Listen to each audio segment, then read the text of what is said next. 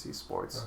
And then later, like, seeing how he conducted himself and, like, kept his cool in, like, tough situations, he ended up working as the head of ABC programming. Of course, like, a big highlight there for Pierre PhD is, I don't know if we talk about it much, but, like, on this stream, but, like, a big highlight for Pierre PhD is his handling of Twin Peaks. And if you're a fan of Twin Peaks, you're wondering, what did he do wrong? Yeah, so... this is not the Showtime version, this is the ABC version. Yeah, the original series. And, the first 2 seasons, yeah. And, like, Twin Peaks got huge amounts of praise when it came out. Like, it got respect from Hollywood. It got respect from directors like Steven Spielberg and George Lucas at the time. And it helped, like, him build connections. Book, yeah. And, like, yeah, it was, like, a really big deal.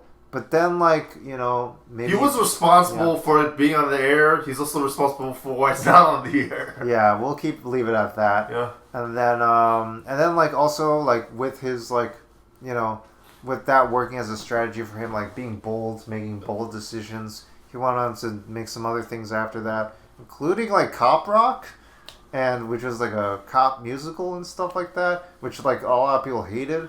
And also NYPD Blue, you could read about the stories behind that.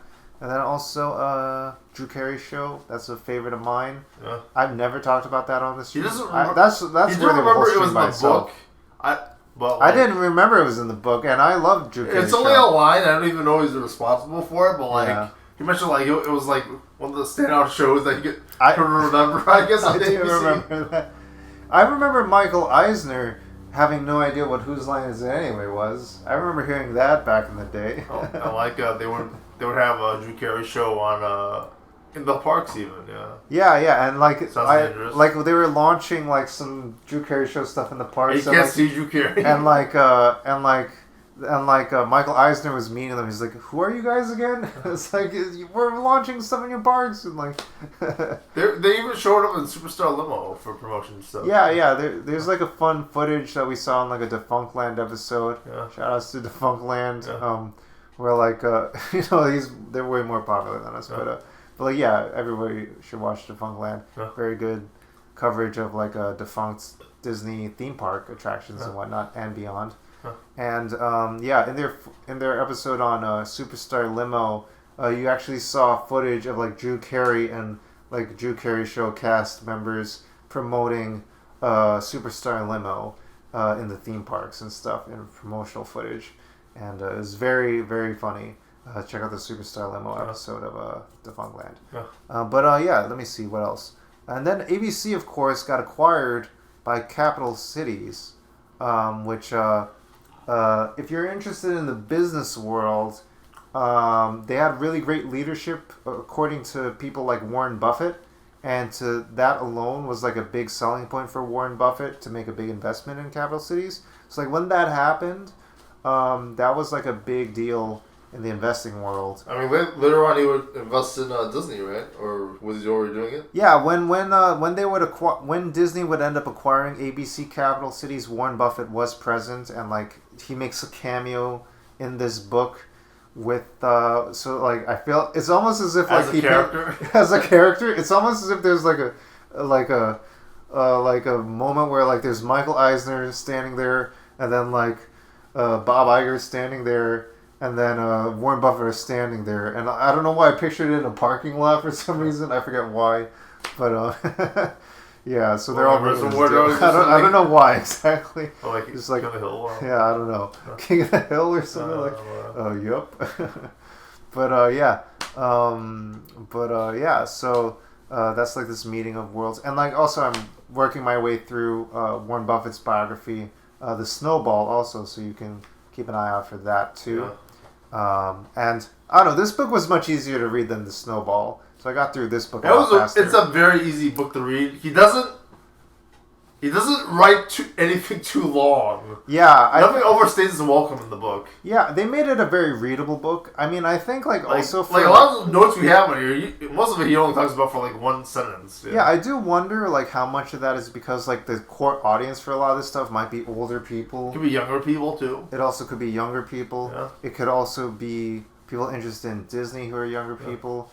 It could also be people who are business people who just don't have a lot of time. They're like, I just want to know the gist of it here, Bob. Yeah. So, like, don't waste my time here. Yeah. You know, like how CEOs read executive summaries of reports and stuff, like whole prospectuses of, like, companies' backgrounds and stuff like that. So yeah, they're very respectful of your time. Like, cover, like, the highlights. So some stuff here, like, they'll just be there just because, like, someone's going to ask about it, yeah. Right. So, yeah, and it also makes sure they don't overstate things and, like get into so many details that, like, they have to approve everything, and then they actually get themselves in hot water because it is a living company that, like... Some of the stuff that is in the book, you're wondering whatever, You're wondering, like, okay, how many details are they leaving out and all that? Yeah. So that's going to come with the territory. Or maybe there's, like, legal stuff, Yeah, or, like, hey, Bob, you can't publish that or whatever. And it's like, okay, let's just keep this short. So,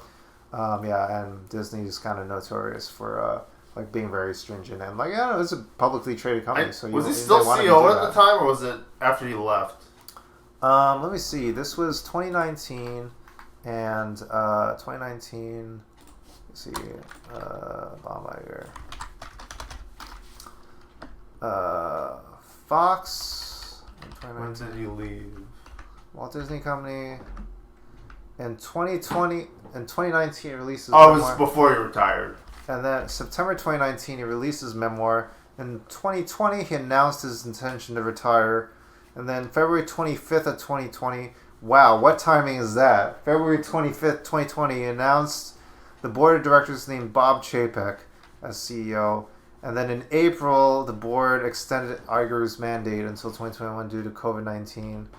And then... I always found that was a little fishy. Yeah, honestly. So that's always weird. I don't know. I mean, they already knew COVID was happening in Asia by that point. Yeah, I know. So way before in 2019. But, like, I guess a lot of these things happen slowly. But I don't know if they could have done anything about it if people would have listened, because people did end up listening anyway. But who knows? Not me. Above my pay grade. Yeah. And then July 12th, 2023, Iger and Disney extend the contract until 2026. So he's back. I'm back, baby. What is that from again? It's like George Costanza or something. I'm back, baby. Didn't you leave, George? George Costanza. We love referencing Seinfeld, even though it's a problematic show. It's a problematic show, and it's really old too. And people on YouTube and Twitch probably don't even. They get the goofy little memes, but like they don't actually watch the show. We barely watch the show at this point. Yeah. And then ABC got acquired. ABC Capital Cities got acquired by Disney, and is there anything you want to talk about with the acquisitions, just so like it's more natural than like just going for the timeline? Because we don't really need to go for the timeline. Well, what kind of stuff? Like I guess Black Panther. Okay, stuff like that. I want to say something about the Disney merger, I guess. Okay, go ahead, yeah. I guess, like, what do I want to say about that? I don't know if we talked much about it, but also, like, I don't think he was CEO at the time, but, like, it wasn't a big deal at the time, I think. I don't think it really blew Disney away that they bought ABC other than, like, its history with the Disney company. Yeah, it wasn't, like, Marvel or something as big as that. I guess, like, the main thing about that is this transition of this succession from Michael Eisner to Iger. Yeah. And, like, there's a whole sequence of events that happens then that's, like, so complicated that, like, it's impossible to repeat right now. But, like, it's very interesting how that plays out. And how, like, they portray Iger as, like, trying to play his hand properly, where he's, like, I'm not trying to ruffle any feathers, but also, like, if this can happen, I would like it to. But, like, I don't want to, like, offend people or like hurt people's feelings in a terrible way or anything like that. He wanted to intentionally or anything. And at the end he says like, we got to figure out something to do with this that's like really bold and like new, and like why not do Black Panther as a movie and like have like great Black American. That was the main thing I remember from it, and you mentioned it. I was like, he was like, yeah, that was the Twin Peaks of Marvel for him. Yeah, and he talks about it in the book, and he says he's very proud of it, and he has a whole letter he addresses to his employees and all that. He's very proud of Captain Marvel also. I'm very proud of Captain Marvel as well. So, I mean, people said it couldn't be done in theaters. They did it in theaters. He sends a whole letter to his company, so it's very exciting for him. That said, there's no more Captain Marvel films, and even though the Acolyte was a success, like they're not continuing with that series despite its cliffhanger. I mean, it's very. I feel like the Disney company is in a very different position now. With like instead of the world's in a things different growing, position now, I guess. The world's in a different position now. Now, like the little kids are running the kindergarten or whatever, like a little bit. Also, yeah, there's still probably in danger of a lot of hostile takeovers now compared to like before. That literally almost even happened. Like they're a ridiculously expensive and powerful company. Yeah, that literally almost happened recently, right? Like there was a private equity investor that wanted to like hostily take over Disney and probably like sell it part and parcel up for like cash or whatever. But like yeah, because of like the I think the main thing was that they wanted to sell like ESPN, which wasn't profitable. But would have been approved. Yeah, but like yeah, they gotta. Because they built such good relationships with people like George Lucas and Lorene Powell Jobs and whatnot, like they were able to get enough shareholders to prevent the hostile takeover. That would have been a very, very different timeline if that happened, you know? I mean... That was recent. I still would have preferred if Comcast had bought Fox. Yeah. Just because like I felt like Disney is way too powerful for the one industry, That's the Disney acquisition of Fox. I meant like the private equity investor taking over Disney.